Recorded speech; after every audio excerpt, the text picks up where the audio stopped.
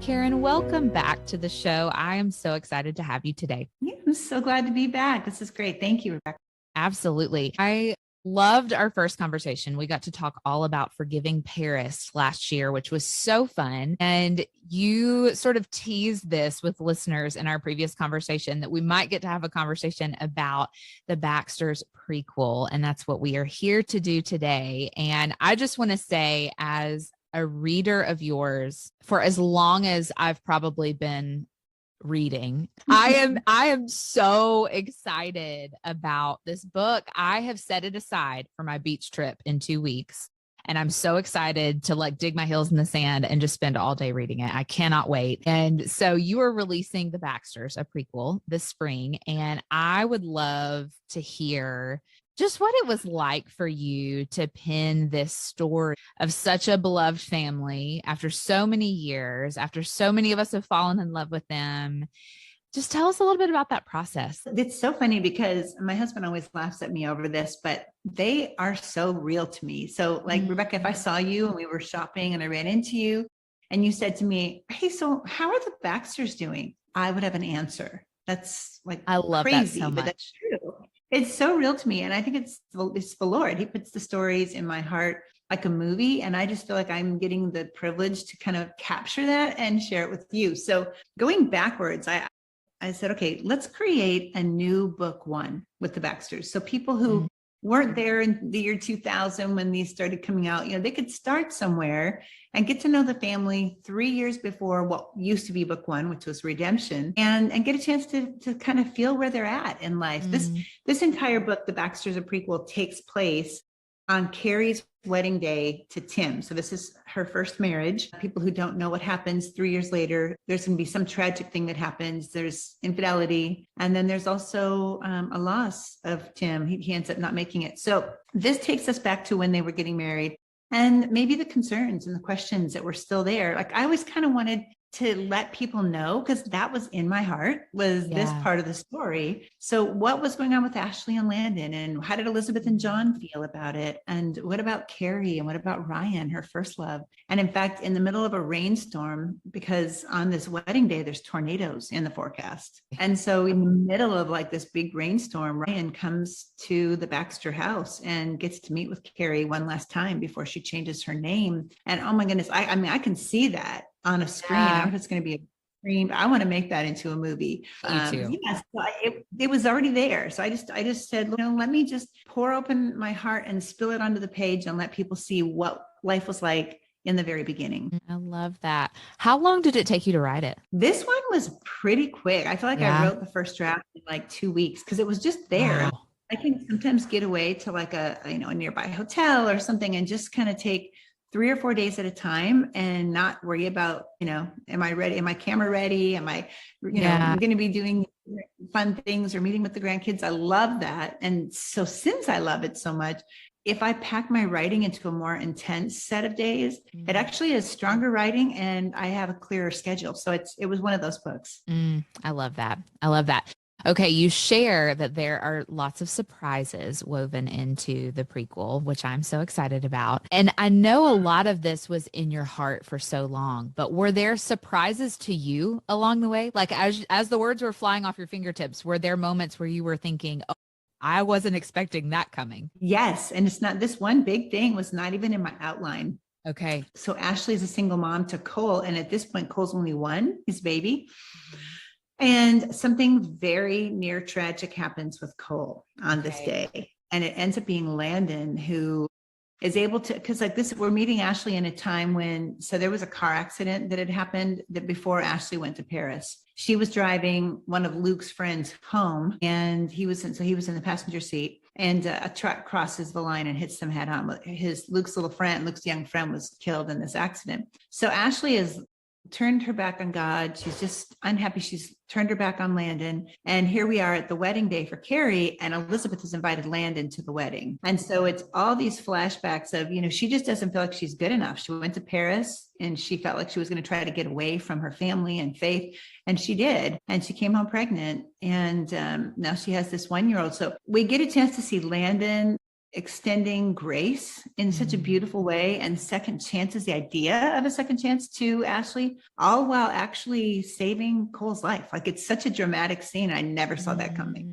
Oh, I'm so excited. I am so excited to read it. That's awesome. And I would love to hear, as you penned this, were there challenges to writing a prequel this far into this series that we know and love so much? What were some of those challenges? Well, I don't know if you've heard about the Baxter family children. So we have, my son Tyler and I have written 4 books about the Baxters way back, like when they were ages, 7 to 12 kind of a thing. And it's for 8 to 12-year-olds. They're chapter books. So it was started with The Best Family Ever, Finding Home, Adventure Awaits, and Never Grow Up. So we have these 4 books. So it was almost like I'm living somewhat back when they were just kids, and Ashley was so spunky, and she was always drawing, and her dad was telling her, one day you'll be an artist. And it's so sweet. It's so precious. It's funny. It's kind of a Junie B. Jones meets like Little House on the Prairie vibe. I love it. I just love it. I mean, they're just like writing in letters.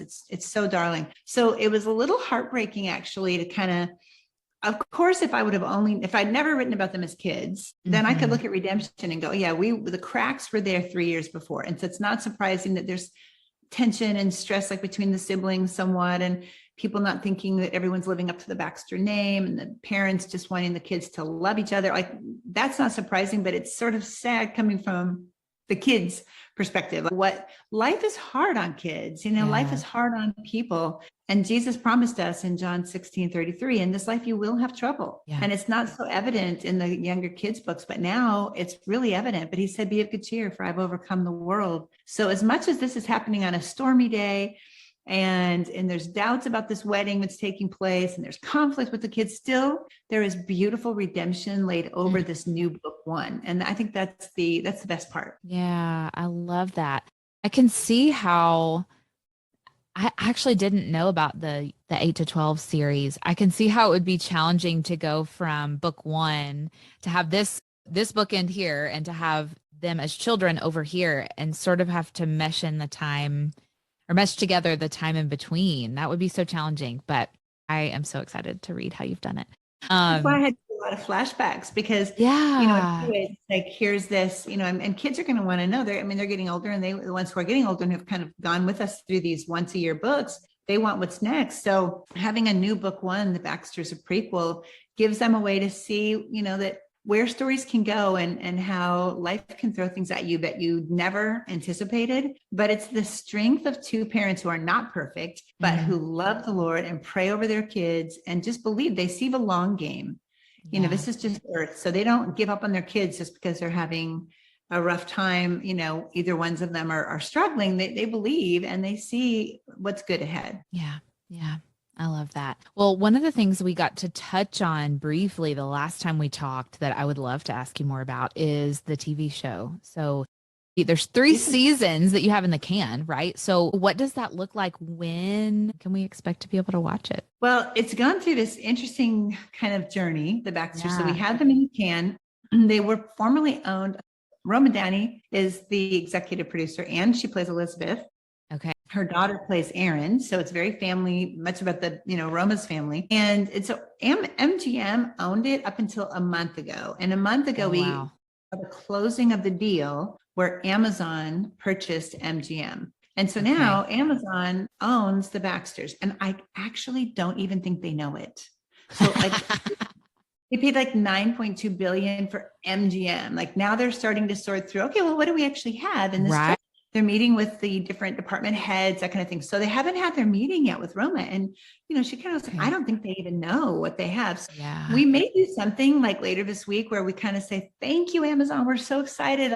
Put it on the air, because it's ready to go. And I think it'd be kind of fun to see a little like viral campaign where we kind of just say, thank you, Roma. Thank you, Amazon. Please put it on the air, and to see if that gets our attention. Because it's there. And eventually they'll understand what they have, and they'll get it on the air. They will, but it's just, we would love to see. That'd be kind of fun to get their attention. That would be very fun. Well, we can be any part of that you want us to be when that happens. So our people will be on the watch for that so that we can share about it and spread the love there. So I know a lot of our people will be so excited to watch it, and I can't wait myself. So that's going to be so fun. And then, man, you were up to so much, Karen. Your next project is called Just Once. It is a standalone World War II novel. I'm so excited for that one. You touched on it when we talked last as well.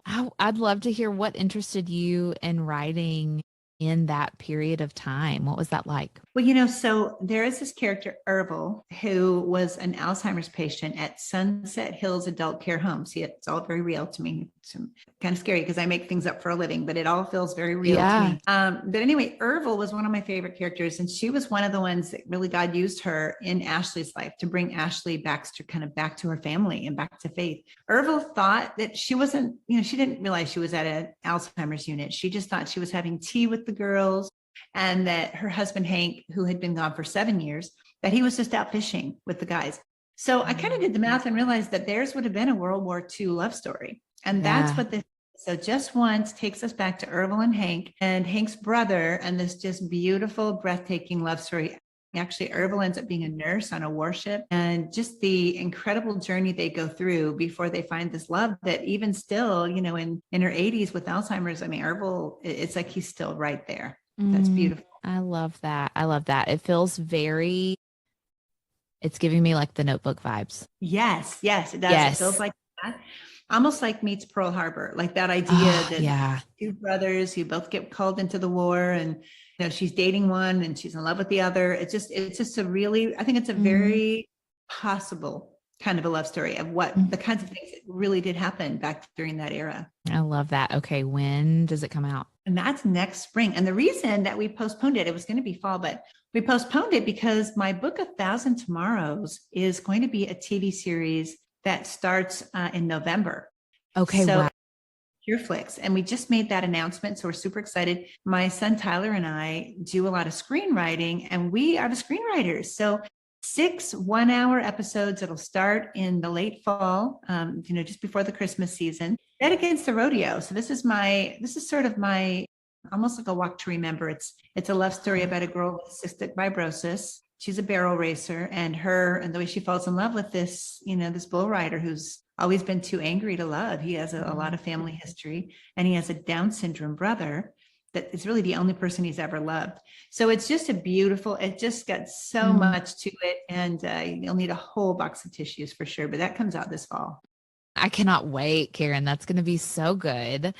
I love the creativity that God has given you. I just love because I know it's God-given, and I know that's what you would say back to me. I just wonder, man, do you ever feel like you're in a season where you're dried up of stories? Or do you always have something like in there? Back before COVID, I don't know how it looks now, but you would go to O'Hare Airport because you had to go through there to get to so many places. Yeah. And you would see those planes just lined up, ready to be parents to take off. That's how the stories are. God has given me so many stories. And I just feel like sometimes I get a glimpse of what's waiting in the queue, kind of like ready to come. But God keeps me in the moment. So like it's the story I'm working on. It's Just Once right now. But I can see, just behind it, a whole nother series. I have a whole nother family series that I want to start and write about that will be coming after that at some point. So, it'll be, I also, my family and I have really committed that we're going to make a movie on one of my books. I'm not sure if it'll be Someone Like You, it might be, or maybe the Baxter's prequel, but we're going to do a movie. And we are going to make it ourselves as a family. We're going to use, producers and people, but we're just going to be over it. So God has us doing a lot. There's no lull. It's really just more, I feel like he's just making it bigger, but the bigger he makes this whole platform of life-changing fiction, the smaller I feel. Like it's just him. And the prayer becomes for all of us in our family, because we work together. Some of my kids are my design team. I have an event director within my kids, and someone who's running our You Were Seen business that's like our evangelism ministry. So, but with all of that, our prayer has been, Lord, give us wisdom to know which steps to take. Like we're walking toward the Red Sea, but as long as you clear the ground one step at a time, we'll keep going. Yeah, that's so good. I love that so much. And I was thinking about that this morning as I was just looking forward to talking to you. I am working on my first book right now, and I can see now that I have 4 or 5 planes lined up on the runway, but I'm 29, right? I'm at the very beginning of my writing career. And so I was just so curious, and I hope that hadn't ever stopped for you, you know? Never stops. And I think if God's calling you to do that, my Yeah. first novel was published when I was 34. Okay. So you are very young. You have all kinds of time ahead, you know, and someone has to be the next best-selling author. So You're so sweet. So sweet. Well, I am so excited about all that is to come for you. But since we have talked, I also read A Distant Shore. Karen, I love that book wrecked me. I read it in like a day. I could not put it down. It was such a beautiful story. I loved it so much. And see, that is the one that really belongs on the big screen. I feel like that needs to be a theatrical film. Okay. That's what I was about to say. I hoped that was a hope for you. Yeah. Yeah. I just, every second of it, you know, it's a standalone book. And when I finished it, my goal is always that the next book is better than the last one. That's just I just asked that of the Lord, so that I can keep readers. I don't ever want them to think that I just sort of slipped into a coasting and kind of redoing the same thing I've ever done. That's not the goal. But Distant Shore was just, to God be the glory, was like so good. I finished that book and I'm like, whoa, like that's really one of my very best books I've ever written, for sure. And being that it's a standalone, I think a lot of people found it who weren't necessarily even like aware of the Baxters or other series. But when I finished it, I felt like, I don't know if I can beat this. Like, this is amazing. And God, the next book was Forgiving Paris. And I feel like in different ways, the Lord, you know, still met me in that place of let's make this one even better. But Distant Shore will always, always be one of my favorite books. Yeah. Yeah. I agree. I think right now it's my favorite book of yours. And I loved Forgiving Paris. I actually read Forgiving Paris and then I picked up A Distant Shore. I hadn't read, it had been a few years since I had read any of your work. Back when I was in middle school, high school, like when you were cranking out the Baxters one right after the other, I was in that perfect season of like middle school, high school, and I just ate them up. And I read a lot of your stuff throughout my college years. And, you know, the last 3 years have been what the last 3 years have been. And so it had been a while since I had picked up a book of yours. And so when we got to talk last, after that, I had read both Forgiving Paris and A Distant Shore. And I remember finishing A Distant Shore and thinking, that is her best work. Like, it's just so good. So I love that you asked that. I mean, the idea of rescue, which is what Jesus does for all of us. Yeah. The plight of human trafficking, which is such an issue and needs to be an awareness. If you read that book, that you become more aware of how it could happen and what you might be witnessing inadvertently, even at a beach, you know, to kind of like maybe step into a moment like that and like disrupt it. But I also just really feel like that my heart of evangelism, of taking, you know, God reaches into the lives of broken people and he restores and he lifts them up. I heard it in our pastor on Sunday. He said, Jesus has this amazing way of lowering the proud and raising up the broken. Mm-hmm. And it's all within his ability to do so. And it feels like that was the story that we got to see play out in A Distant Shores. I cried writing it so much at the end, you know, just the beautiful way God worked their story. You know, I felt like I had nothing to do with it. It was just, wow, it's beautiful. It's beautiful. Well, I loved it. Well, Karen, there is a question that I ask all of my guests every time that we record an episode. And I asked you this last time. So I always love when guests return because we get to hear what God's been doing in their hearts in the interim between our conversations. So I'm excited to talk about this again today. The podcast is called Radical Radiance, with a heart to really help women see how they can radiate the heart of Christ in their life, their work, their relationships, and all the things. And so the question I love asking, Karen, is what about Jesus makes you radiant? You know, I think reflecting him to other people, just, we were coming home from an event. I spoke at an event in Branson at Favored Women this last weekend. So we're driving home and my son, Austin, is the event director for me. So he's driving, we're coming home and we stopped at this fireworks stand, you know, to get fireworks for the 4th. We're going to have a family reunion. And so we wanted to get lots. And there was this guy, he was shopping and he was, you know, just a little older and he just kind of looked bewildered. And he just kind of started muttering to himself about he couldn't believe he was doing this. And without me really asking anything, he doesn't know who I am. He starts telling me the story about how his daughter died of a drug overdose at 24, and how her 2 and 4-year-old are going to now be being raised by him and his wife. They're the grandparents, this whole story. And I literally opened my mouth, and what I didn't expect me to say, I said, can I pray for you? I would really love to pray for you. His name is Peter. And so Austin walked up, he saw me talking. So like right there in Boomland of all places, we just prayed. And I think that the way that women can express the radiance of Christ is to be on mission. So you look at it and you think, all my life and all of Peter's life intersected in that one moment. Yeah. And if we live our life on mission, and we say that like it's a good phrase, but it's actually true that the people we run into, whether it's the Peter in Boomland or whether it's, the cashier, the barista, the police officer, your whole life and their whole life intersected in that one moment. And the way to radiate Christ is to be available, like Holy Spirit, like, Lord, what do you want me to say? What do you want me to do? How can I bless this person? Yeah. I told you about the You Were Seen movement. Did I tell you about that? You did. Yeah. I love it.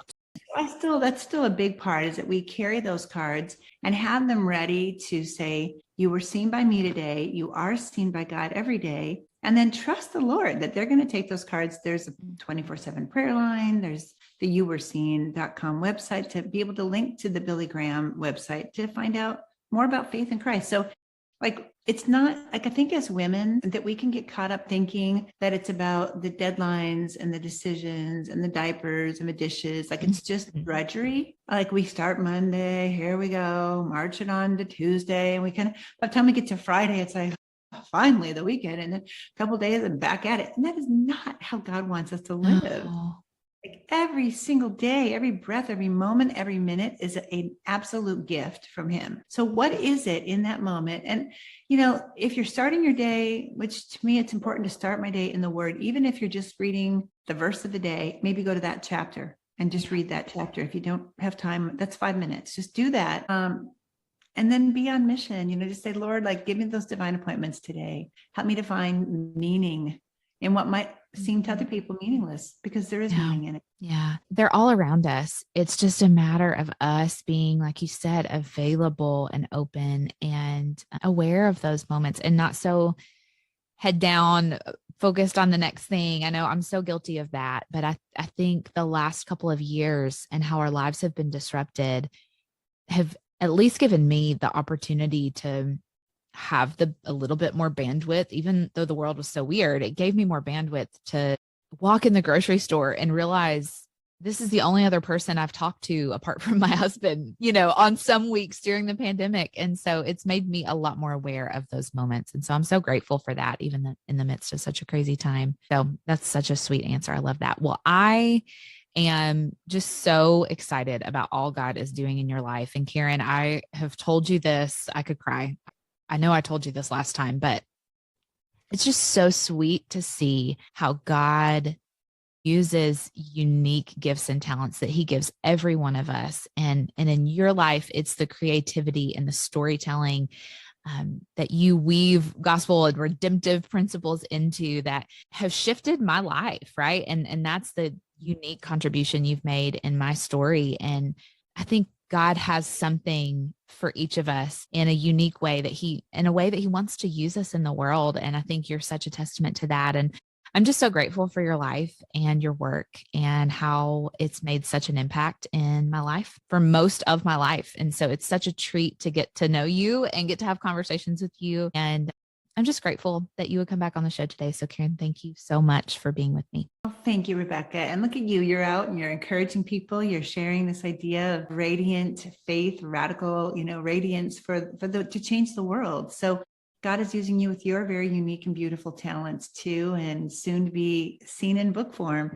So we all work together. We're all part of that same family. My dad would always say, when you're never, like when you have an autograph line, there's no autograph lines in heaven. You're just making friends. You're connecting with someone. This is just earth.